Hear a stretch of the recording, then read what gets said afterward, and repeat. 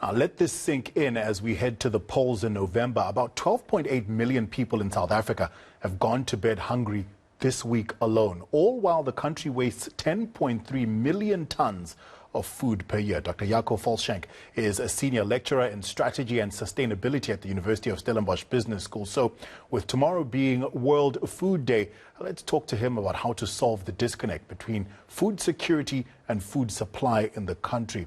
Dr. Volschenk, thank you so much for your time. 10 million tons sounds like a lot. Where is that waste coming from?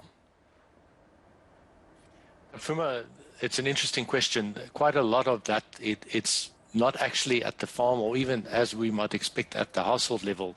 About half of the food that we waste gets lost between farm and fork.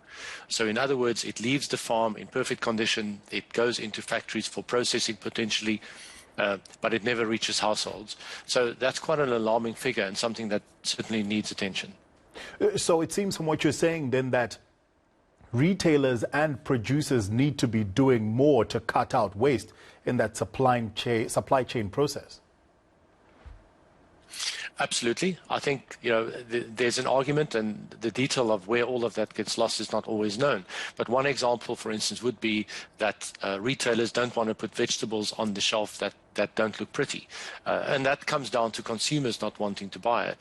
Because if the vegetables, for instance, is too long on the shelf and people don't buy it, then it goes off and that contaminates other vegetables around it. So it's also up to us as consumers to kind of do our bit and buy vegetables that don't look pretty, to put it that way. It sounds like there could be an opportunity there for someone who's enterprising, for entrepreneurs, for the retailers and producers themselves to come up with some sort of intervention to make sure that the non-pretty vegetables, for example, end up with people who need them the most. Certainly, and there are global examples of this. For instance, in France, there was one of the retailers that actually ran a campaign around the abominable vegetables. But in fact, we could also just make soup from that. And making soup out of vegetables means that we can immediately freeze it. We can also create some kind of dried product, for instance. And I know that many of the universities in South Africa are constantly doing research around this on how to reduce food waste, but also to process food so that it has a longer shelf life.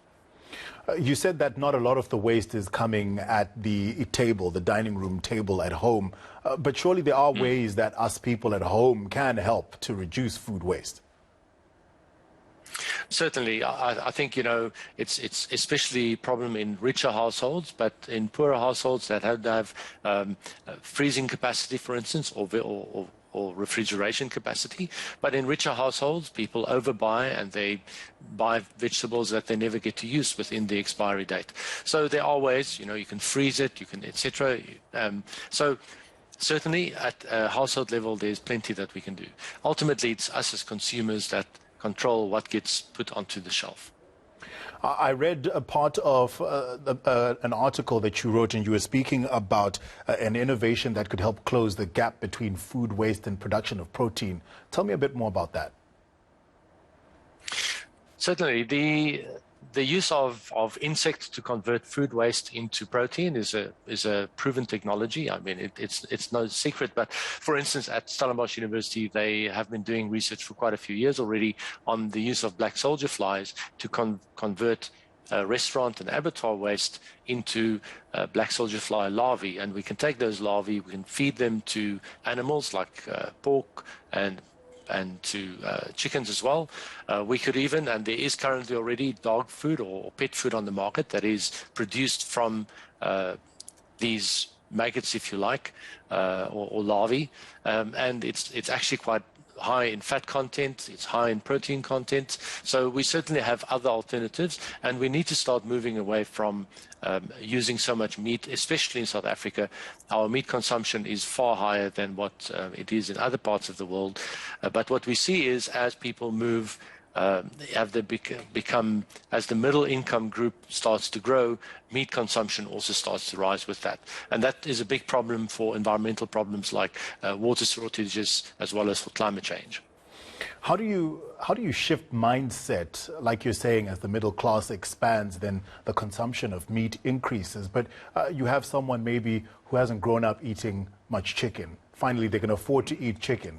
You know, it's something they're doing to spoil themselves. It's a luxury for them. How do you shift the mindset and make them aware of the effects that this is having on the planet? Give them sort of a psychological proximity to the problem.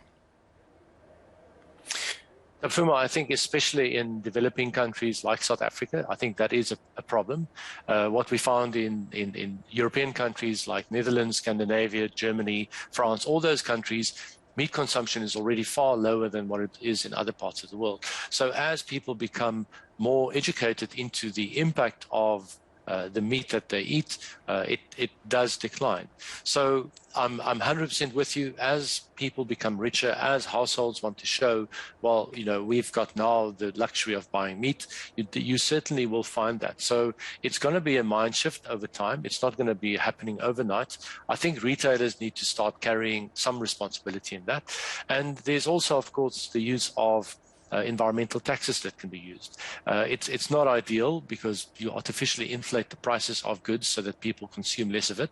And especially in South Africa, where a lot of the environmental, let's call it environmental taxes, don't necessarily find its way back into the proper campaigns. So for instance, if we would tax meat, we should also be using that money to drive awareness about the impacts of meat and bring the consumption down through awareness campaigns, which is ultimately your cheapest way of reducing consumption, but it's also the least efficient of all the ways.